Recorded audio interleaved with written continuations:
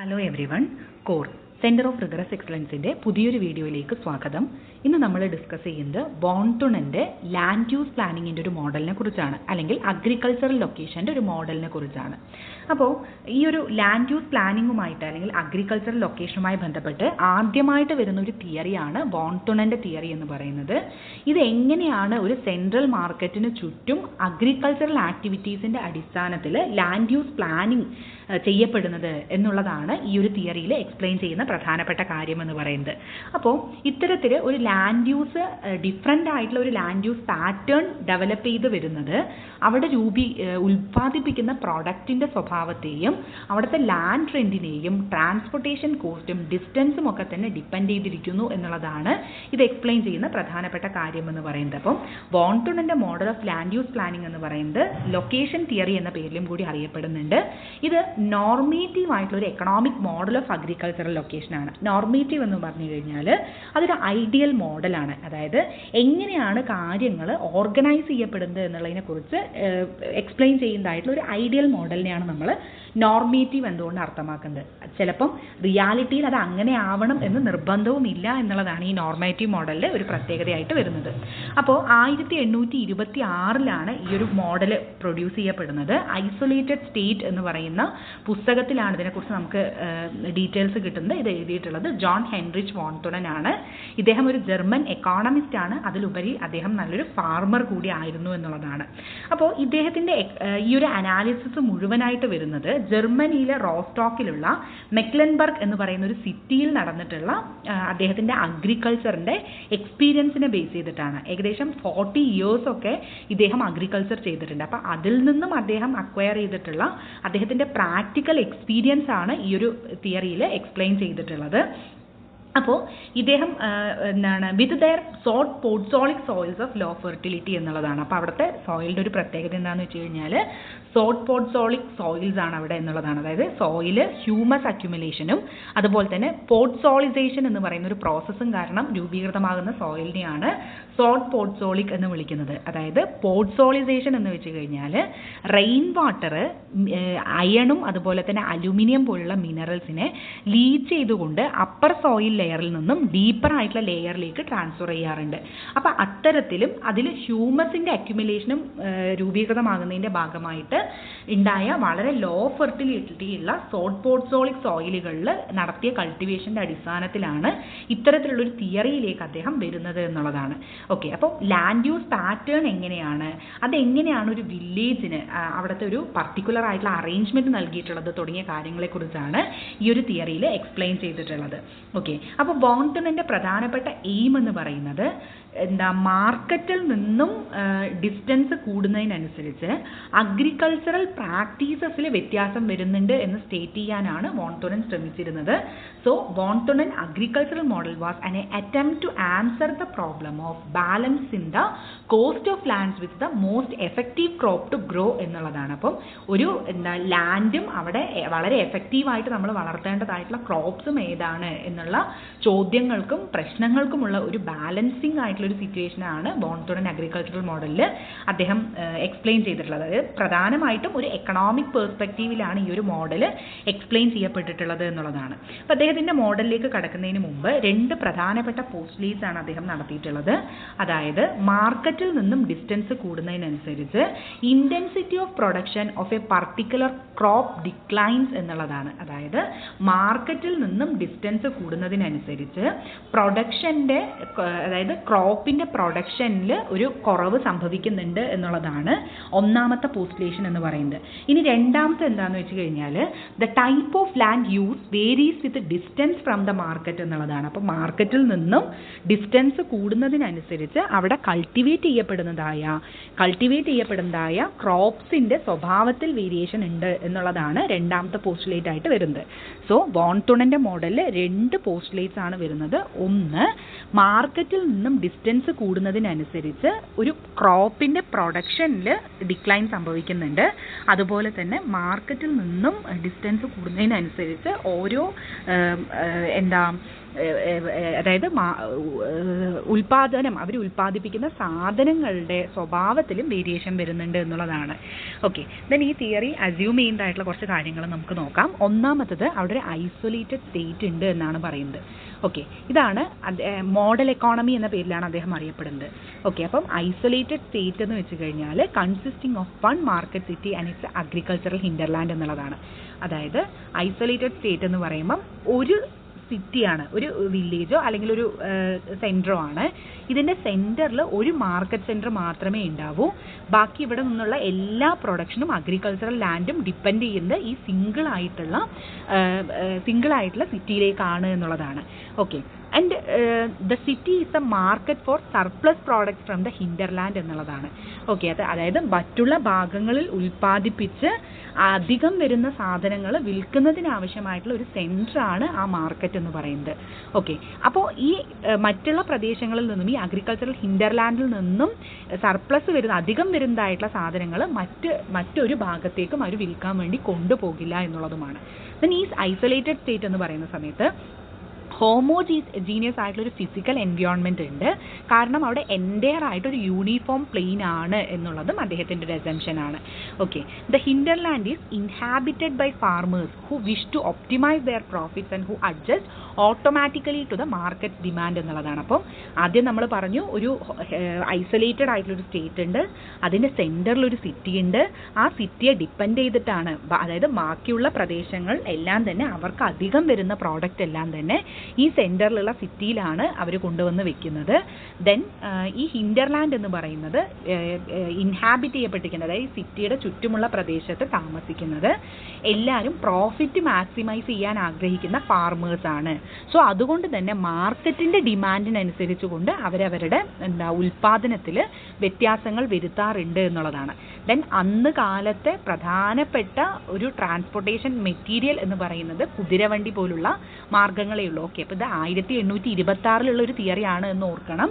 അപ്പോൾ അതിൻ്റെ ബേസിലാണ് അദ്ദേഹം ഈ ഒരു കാര്യങ്ങൾ കൊണ്ടുവരുന്നത്. കുതിരവണ്ടി പോലുള്ള സംവിധാനങ്ങൾ മാത്രമേ ട്രാൻസ്പോർട്ടേഷനായിട്ട് അവിടെ ഉള്ളൂ എന്നാണ് പറയുന്നത്.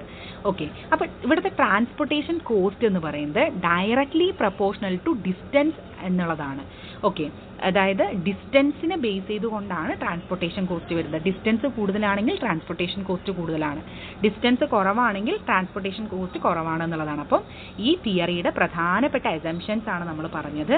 അസംഷൻസ് എന്ന് പറയുന്ന സമയത്ത് ഇത്രയേ ഉള്ളൂ. ഒരു ഐസൊലേറ്റഡ് സ്റ്റേറ്റ് ഉണ്ട്, അതിനൊരു സെൻറ്റർ ഉണ്ട്, ഇതിൻ്റെ ചുറ്റും അഗ്രികൾച്ചറൽ ലാൻഡാണ്. ഇവിടെ നിന്ന് വരുന്ന സർപ്ലസ് മുഴുവനായിട്ട് വിൽക്കപ്പെടുന്നത് ഈ സിറ്റിയിലാണ്, വേറെ പുറത്തേക്ക് എവിടേക്കും പോകാനുള്ള സാധ്യതയില്ല. ദെൻ ഈ ഐസൊലേറ്റഡ് സ്റ്റേറ്റ് എന്ന് പറയുന്നത് ഫിസിക്കലി ഹോമോജീനിയസ് ആയിട്ടുള്ള ഒരു സ്റ്റേറ്റിലാണ് ഉള്ളത് എന്നുമാണ് പറയുന്നത്. അപ്പം ഈ സിറ്റി സെൻറ്ററിന് ചുറ്റും താമസിക്കുന്ന ആളുകൾ അവരുടെ പ്രോഫിറ്റ് മാക്സിമൈസേഷൻ ലക്ഷ്യം വെച്ചുകൊണ്ടാണ് പ്രവർത്തിക്കുന്നത്. സോ അതിനനുസരിച്ച് മാർക്കറ്റിൻ്റെ ഡിമാൻഡിനനുസരിച്ച് അവർ പ്രൊഡ്യൂസ് ചെയ്യുന്ന കാര്യങ്ങളിൽ വ്യത്യാസം വരുത്തുന്നുണ്ട് എന്നുമാണ് പറയുന്നത്. ഓക്കെ, ഇനി ബോൺതുണിൻ്റെ model examines the location of several crops in relation to the market. അപ്പം മാർക്കറ്റുമായിട്ട് എന്തൊക്കെ ബന്ധത്തിൻ്റെ അടിസ്ഥാനത്തിലാണ് ഈ ക്രോപ്പ് ഡെവലപ്മെൻറ്റ് രൂപീകൃതമാകുന്നത് എന്നുള്ളതിനെക്കുറിച്ചും ബോൺതുണൻ പറയുന്നുണ്ട്. അപ്പോൾ ഒന്നാമതായിട്ട് ഒരു ക്രോപ്പ് നമ്മൾ ഡിറ്റർമൈൻ ചെയ്യണമെങ്കിൽ, അതായത് എൻ്റെ സ്ഥലത്ത് കൾട്ടിവേറ്റ് ചെയ്യുന്നത് ഈ ക്രോപ്പാണ് എന്ന് ഒരു ഫാർമർ തീരുമാനിക്കണമെങ്കിൽ, നമ്മൾ ഓൾറെഡി പറഞ്ഞു ഫാർമേഴ്സ് പ്രോഫിറ്റ് മാക്സിമൈസേഷൻ ലക്ഷ്യം വെക്കുന്ന ആളുകളാണ് അല്ലേ, ഉൽപ്പാദിപ്പിക്കുന്നത് എന്തിനു വേണ്ടിയിട്ടാണ്, അതിൽ നിന്നും ധാരാളമായിട്ടുള്ള ഒരു എക്കണോമിക്കൽ ബെനിഫിറ്റ്സ് ഉണ്ടാവുന്നതിന് വേണ്ടിയിട്ട് തന്നെയാണ്. സോ അതുകൊണ്ട് ഒരു പ്രദേശത്ത് ഒരു സ്ഥലത്ത് അവർ കൾട്ടിവേറ്റ് ചെയ്യുന്ന ക്രോപ്പ് നിർണ്ണയിക്കുന്നത് അന്നത്തെ മാർക്കറ്റ് പ്രൈസിൻ്റെ അടിസ്ഥാനത്തിലും മാർക്കറ്റിലേക്ക് ഇത് കൊണ്ടുപോകാൻ ആവശ്യമായ ട്രാൻസ്പോർട്ടേഷൻ കോസ്റ്റിൻ്റെ അടിസ്ഥാനത്തിലും ദെൻ ഈൽഡ് പെർ ഹെക്ടറിൻ്റെ അടിസ്ഥാനത്തിലുമാണ്. അതായത് ഒരു ഹെക്ടറിൽ നിന്നും എത്രമാത്രം നമുക്ക് ആ ക്രോപ്പ് പ്രൊഡ്യൂസ് ചെയ്ത് എടുക്കാൻ കഴിയുമെന്നുള്ളതാണ്. ഇപ്പം ഒരു ഹെക്ടർ ഉണ്ട്, ആ ഹെക്ടറിൽ ഒരു 4000 കിലോഗ്രാം kg ഓഫ് റൈസ് നമുക്ക് കിട്ടുമെങ്കിൽ ആ ഒരു ഹെക്ടറിൻ്റെ പ്രൊഡക്ടിവിറ്റി ഈൽഡ് പെർ ഹെക്ടർ എന്ന് പറയുന്നത് എത്രയാണ്, 4000 kg ആയിരിക്കും എന്നുള്ളതാണ്. അപ്പോൾ ഒരു മാർക്കറ്റ് പ്രൈസിനെയും അതിന് ട്രാൻസ്പോർട്ടേഷൻ കോസ്റ്റും, കാരണം ഈ മാർക്കറ്റ് പ്രൈസ് നമുക്ക് എത്ര കിട്ടുന്നു മൈനസ് അതിൻ്റെ ട്രാൻസ്പോർട്ടേഷൻ കൂടി ചേർത്തതാണല്ലോ ഈ കർഷകന് കിട്ടുന്ന ലാഭം എന്ന് പറയുന്നത്. സോ അതുകൊണ്ട് തന്നെ ഒരു ഹെക്ടറിൽ നിന്നും മാക്സിമം ഏത് പ്രോഡക്റ്റാണോ ഉൽപ്പാദിപ്പിക്കാൻ കഴിയുക എന്നുള്ളത് നോക്കും. ദെൻ ഈ ഉൽപ്പാദിപ്പിച്ച പ്രോഡക്റ്റുകൾ മാർക്കറ്റിലേക്ക് കൊണ്ടുപോകാൻ എത്രമാത്രം എമൗണ്ട് ചിലവാക്കേണ്ടി വരുമെന്ന് ആലോചിക്കും. ദെൻ അത് കഴിഞ്ഞതിന് ശേഷം അവിടെ എത്തുന്ന സമയത്ത്, മാർക്കറ്റിൽ എത്തുന്ന സമയത്ത് അതിൻ്റെ പ്രൈസ് എത്രയാണ് എന്നുള്ളതും ഡിറ്റർമൈൻ ചെയ്യുമെന്നുള്ളതാണ്. Okay, on the basis of the above mentioned assumptions von Thunen constructed a general land use model എന്നുള്ളതാണ്. അപ്പോൾ ഈ നമ്മൾ മുന്നേ പറഞ്ഞ അസംഷൻസിൻ്റെ ബേസിൽ വോൺ തുണൻ ഒരു ലാൻഡ് യൂസ് മോഡൽ എന്ത് ചെയ്തു, കൺസ്ട്രക്ട് ചെയ്തെടുത്തു. അതായത് ഒരു സിറ്റി, ആ സിറ്റിയുടെ സെൻറ്ററിൽ സിറ്റിയെ ചുറ്റിക്കൊണ്ട് എങ്ങനെയാണ് ഒരു അഗ്രികൾച്ചറൽ പാറ്റേൺ ഡെവലപ്പ് ചെയ്ത് വരുന്നത് എന്നുള്ളതിൻ്റെ അടിസ്ഥാനത്തിൽ അദ്ദേഹം 6 concentric zonal rings of agricultural productions identify ചെയ്തു എന്നുള്ളതാണ്. ഓക്കെ, അപ്പോൾ അതിന് പോകുന്നതിന് മുന്നേ ഇദ്ദേഹം ഈ ഒരു പ്രൊഡക്ഷൻ കോസ്റ്റും അതുപോലെ തന്നെ മാർക്കറ്റ് പ്രൈസും ട്രാൻസ്പോർട്ടേഷൻ കോസ്റ്റും ഒക്കെ എങ്ങനെയാണ് ഒരു അഗ്രികൾച്ചറൽ കമ്മോഡിറ്റിയെ സ്വാധീനിക്കുന്നത് എന്ന് മനസ്സിലാക്കുന്നതിന് വേണ്ടിയിട്ട് ഒരു ഇക്വേഷനും ഡെവലപ്പ് ചെയ്തിട്ടുണ്ട്. R = Y × P - C - Y × F × M എന്നുള്ളതാണ്. അപ്പോൾ ഇവിടെ R എന്ന് പറയുന്നത് rent per unit of land ആണ്, അത് Y എന്ന് പറയുന്നത് yield per unit of land ആണ്, P മാർക്കറ്റിൻ്റെ പ്രൈസും, C എന്ന് പറയുന്നത് average production cost per unit of yield എത്രയാണ്, M എന്ന് പറയുന്നത് ഡിസ്റ്റൻസ് ഫ്രം ദ മാർക്കറ്റ് ആണ്, F എന്ന് പറയുന്നത് freight rate per unit of yield and unit of distance price per unit of yield എന്നുള്ളതാണ് വരുന്നത്. ഓക്കെ, അപ്പോൾ ഈ ഒരു ഇക്വേഷൻ അത് പലതരത്തിലും ഈ ഒരു ഇത് ടേമുകൾ ചേഞ്ച് ചെയ്യാറുണ്ട്. അപ്പം ഈ ഒരു കോൺസെപ്റ്റ് എന്താണെന്ന് വെച്ച് കഴിഞ്ഞാൽ എങ്ങനെയാണ് ഒരു അഗ്രികൾച്ചറൽ പ്രോഡക്റ്റ് കമ്മോഡിറ്റി നമ്മളത് സെലക്ട് ചെയ്യുന്നത് എന്നുള്ളതിൻ്റെ അടിസ്ഥാനത്തിലാണ്. ഓക്കെ, അപ്പം വോൺ തുണൻ്റെ ഈ ഒരു തിയറി പ്രധാനമായിട്ടും രണ്ട് കൺസെപ്റ്റിനെ അനുസരിച്ച് അദ്ദേഹം എക്സ്പ്ലെയിൻ ചെയ്യുന്നുണ്ട്. ഒന്നാമത്തത് ഇൻറ്റൻസിറ്റി തിയറി ഉണ്ട്, അതുപോലെ തന്നെ ക്രോപ്പ് റിലേറ്റഡ് ആയിട്ടുള്ള തിയറി ഉണ്ട്. അപ്പോൾ ഇൻറ്റൻസിറ്റി എന്താണെന്ന് നമുക്ക് നോക്കാം. ഇവിടെ നമുക്കറിയാം, ഇവിടെ Y ആക്സിസിൽ ലൊക്കേഷണൽ റെൻ്റാണ് കൊടുത്തിട്ടുള്ളത്, ദെൻ X ആക്സിൽ ഡിസ്റ്റൻസ് ഫ്രം ദ മാർക്കറ്റ് എന്താണ് എന്നുള്ളതാണ്. ഓക്കെ, അപ്പോൾ അതിന് മുന്നേ നമ്മൾ നോക്കേണ്ടത് ഇൻറ്റൻസീവ് കൾട്ടിവേഷനും എക്സ്റ്റെൻസീവ് കൾട്ടിവേഷൻ എന്ന് പറയുന്ന 2 ടേമുകൾ അദ്ദേഹം കൊണ്ടുവരുന്നു. ഇൻറ്റൻസീവ് കൾട്ടിവേഷൻ എന്ന് വെച്ച് കഴിഞ്ഞാൽ മാർക്കറ്റിൻ്റെ തൊട്ടടുത്തായിട്ട് കൃഷി ചെയ്യുന്ന സാധനങ്ങളെയാണ് നമ്മൾ ഇൻറ്റൻസീവ് കൾട്ടിവേഷൻ എന്ന് പറയുന്നത്. അപ്പോൾ ഹൈ റെൻ്റ് ആയിരിക്കും ഇവിടെ.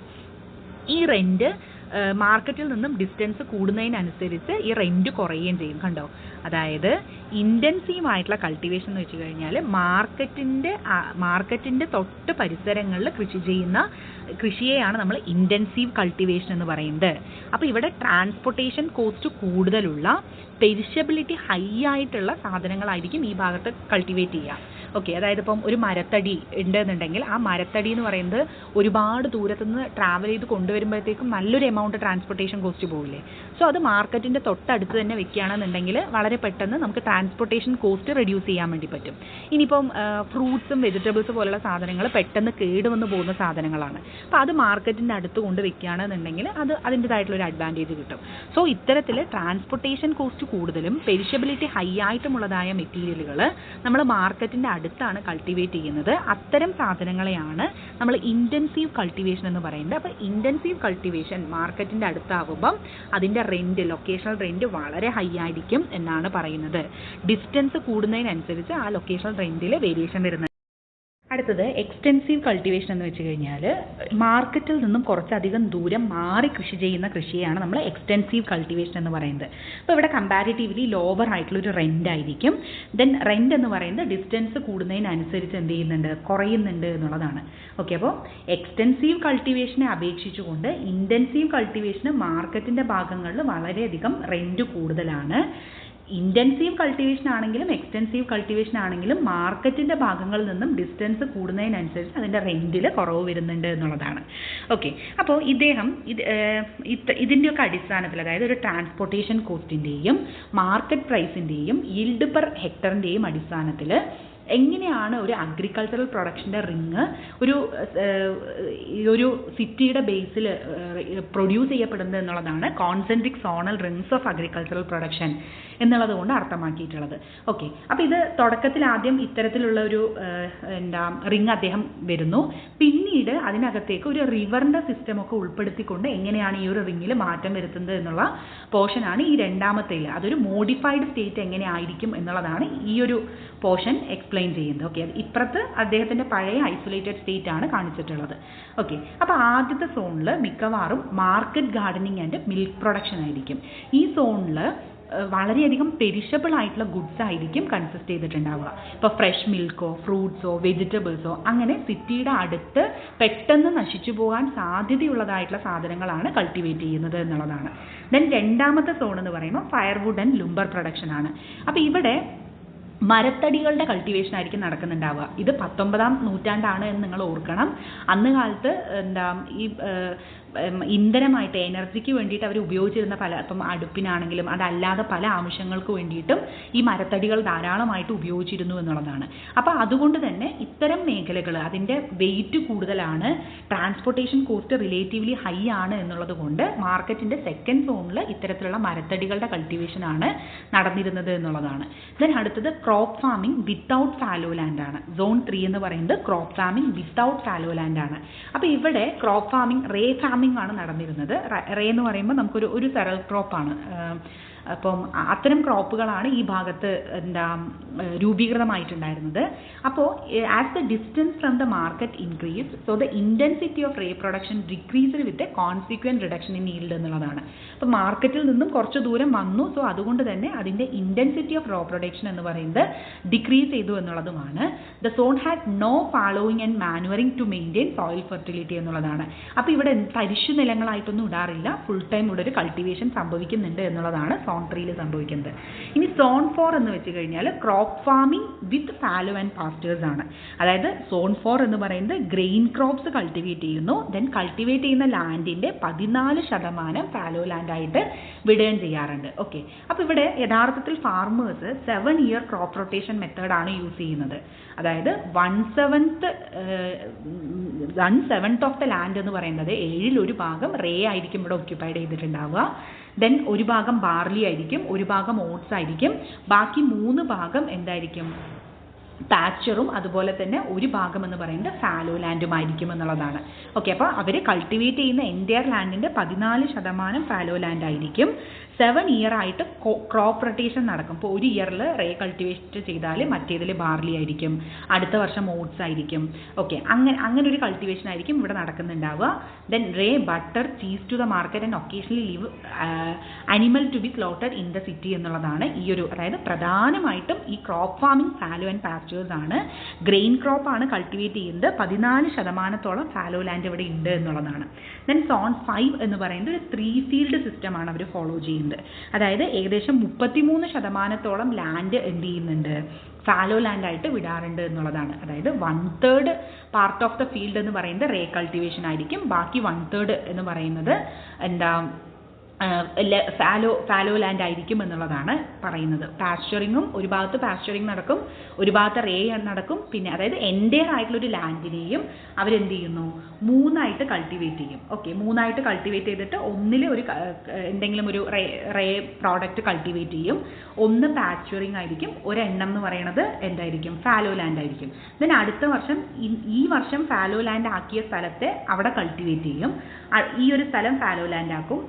അങ്ങനെ ഒരു റൊട്ടേഷൻ ആണ് 3 ഫീൽഡ് സിസ്റ്റത്തിനകത്ത് കൊണ്ടുവരുന്നത് എന്നുള്ളതാണ്. ദെൻ സോൺ 6 എന്ന് പറയുമ്പോൾ ലൈഫ് സ്റ്റോക്ക് ഫാമിംഗ് ആണ്. ഇത് മാർക്കറ്റിൽ നിന്ന് ഫാർദസ്റ്റ് ആയിട്ടുള്ളൊരു സോണാണ്.